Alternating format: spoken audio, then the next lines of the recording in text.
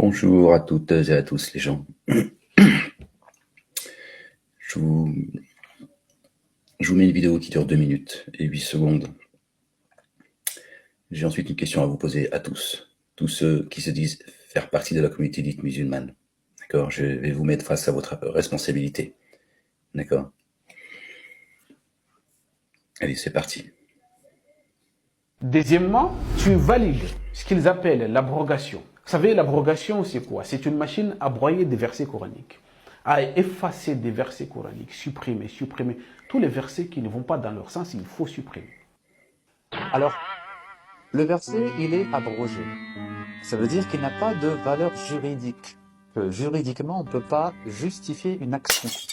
Donc, tu ne peux pas dire que je valide l'abrogation sans pour autant tout de suite invalider le Coran al-Karim. Non, c'est impossible. Tu valides l'un, tu invalides l'autre. L'abrogation, qui a ordonné d'abroger des versets coraniques? Qui a ordonné de supprimer des versets coraniques?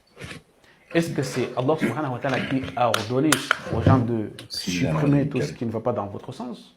Non, ce n'est pas Allah subhanahu wa ta'ala. Et il n'a indiqué en aucun cas que dans son livre, il y a des versets qui ne servent pratiquement à rien, il faut les abroger, il faut... Est-ce que c'est son messager qui a indiqué aux gens que tel verset, ou chercher des versets abrogés? Non, ce n'est pas son messager. Mais c'est juste des personnes qui ont pris l'initiative, qui ont compris que non, il y a des versets qui posent problème et il faut les abroger. Et à ce moment-là, ils se sont mis à abroger, ils se sont mis à effacer des versets, Et pire encore, ils disent que la sunna a l'autorité sur le Coran. Pourquoi? Parce que la sunna a la capacité d'abroger des versets coraniques. L'explication de Coran, c'est la sunna. On est au mois d'août, là. Il y a dans la sunna ce qu'il a abrogé, ce qui est dans le Coran. La sunna est ça. Pas revenir au mois de décembre. Ça, c'est cerise sur les gâteaux. La sunna a cette capacité d'abroger des versets coraniques. Voilà. Tu valides ça, tu ne peux pas essayer de trouver un entre-deux, non. Tu valides ça, tu invalides automatiquement Al-Qur'an al-Karim. Ok, vous avez entendu. Hein. D'accord, je suis entièrement d'accord avec ce qu'il dit. D'accord, c'est pas moi qui vais le contredire. Moi, je l'ai fait publiquement avant tout le monde. D'accord. Pour ceux qui me connaissent depuis toutes ces années. Ok. Je voudrais maintenant mettre tous les musulmans face à leurs responsabilités. D'accord. Seuls, peut-être les courageux répondront à cela. D'accord. Bon, les choses sont claires. Il faut encore, je ne vais pas revenir sur le passé concernant la sunna. Hein. D'accord. La sunna qui explique le Coran, etc. Bukhari et Muslim a fait taire Allah. Gloire et pureté à lui, exalté soit-il, bien au-dessus de leur description. J'aimerais vous dire une chose claire. Je le dis, ça fait des années que je le dis. J'aimerais vous le redire aujourd'hui. Quel jour sommes-nous? Le 16 août 2024. Vous avez tous abrogé le Coran. Absolument tous. Et vous avez abrogé le Coran, le verset le plus important dans le livre. Le verset 6 de la sourate 61. Voilà ce que vous avez tous fait. Et vous vous plaignez et vous vous posez des questions pourquoi le monde musulman, depuis des décennies, se fait piétiner et que les Palestiniens se font piétiner également. Et je vous le dis en vous regardant dans les yeux. D'accord? Que Dieu leur vienne en aide. Que Dieu les mette sur sa voie.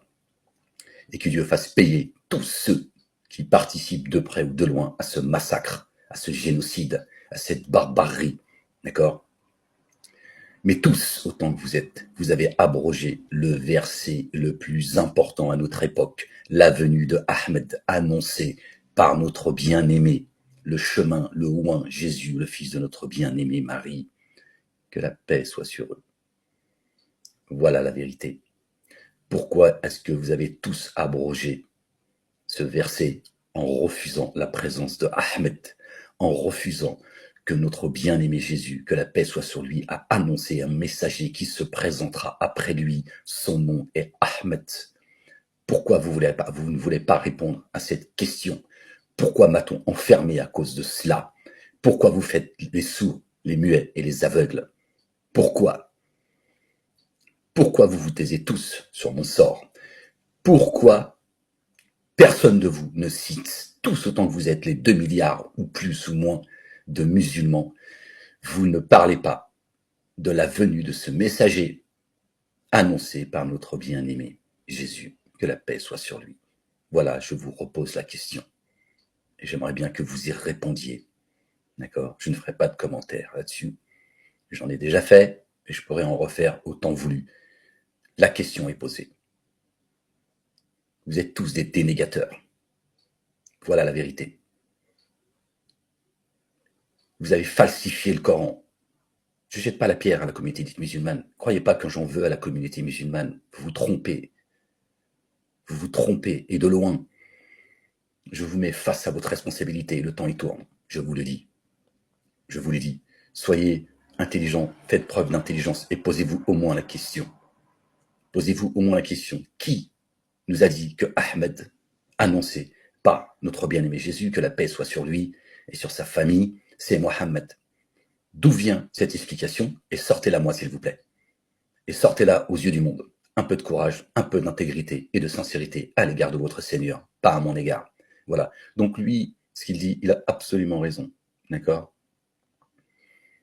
Mais vous en êtes où?